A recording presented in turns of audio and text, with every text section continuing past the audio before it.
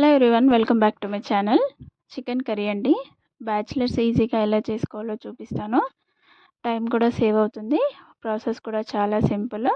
Half KG chicken నీట్గా కడిగేసుకొని అందులోకి సరిపడా కారం అలాగే ఉప్పు వేసుకున్నాను. ఇప్పుడు అందులోకి ధనియాల పొడి అలాగే గరం మసాలా పసుపు వేసుకున్నాను. ఇప్పుడు అందులో అల్లం వెల్లుల్లిపాయ పేస్ట్ వేసుకున్నాయి.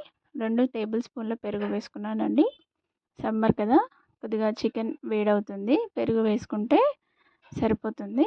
కొత్తిమీర పుదీనా ఇలా ఘాట్లు పెట్టుకొని 4-5 పచ్చిమిరపకాయలు కూడా వేసుకొని అంతా కలిపేసుకోవాలి.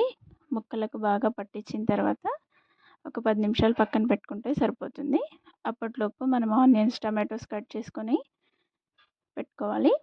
స్టవ్ పైన ప్యాన్ పెట్టేసుకొని ఆయిల్ వేసి ఆనియన్స్ వేసుకొని అవి వేగిన తర్వాత అందులోకి టమాటోస్ వేసుకొని అవి కూడా కొంచెం మగ్గాలి.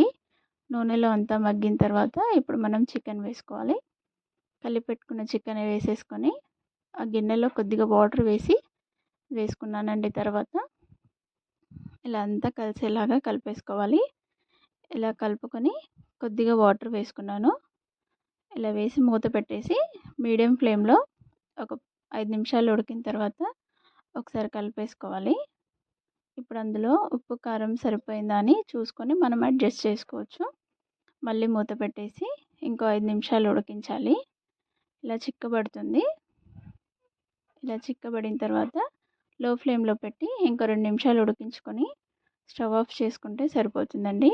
బ్యాచిలర్స్ చాలా ఈజీగా చేసుకోవచ్చు. టైం ఎక్కువ పట్టదు. ప్రాసెస్ కూడా చాలా సింపుల్. పెరుగు వేసుకోవడం వల్ల ఒంటికి వేడి కూడా చేయదు చికెన్ తింటే. నా వీడియో కనుక నచ్చితే ప్లీజ్ లైక్ చేయండి.